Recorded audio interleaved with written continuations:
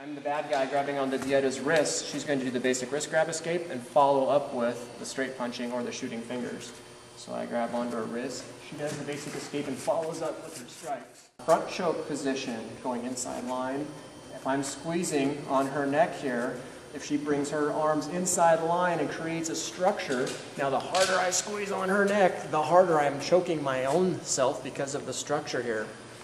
And then she can put her thumbs right in here to that soft spot, and it doesn't make me want to continue standing here. Rear choke position. Dietta is going to start using some more advanced techniques, advanced body mechanics to break my structure to enable her to throw me. So I get a choke position on her.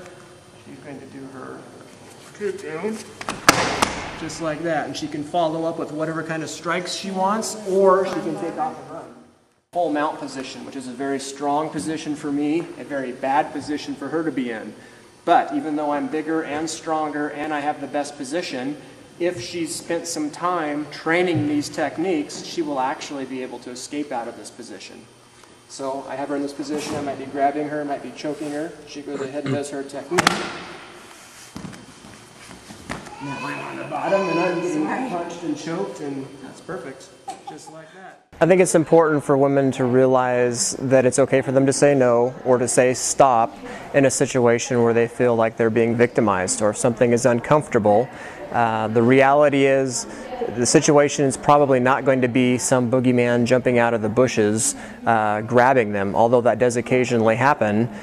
Most situations, I think, where women are needing to defend themselves physically, where they might be being victimized, happens with someone that's maybe a family friend, maybe it's a good friend of their brother's, it could be an uncle, or it can be some sort of acquaintance, somebody they know, and they need to know that it's okay to say stop and to be assertive, even if it's somebody they know, that it's still okay to say no and stop regardless of who this person is.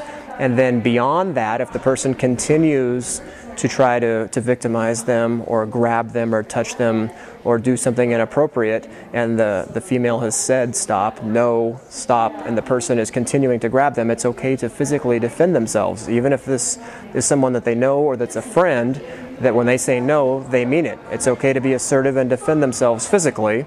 And so that's where we started getting into some of our physical techniques we covered today.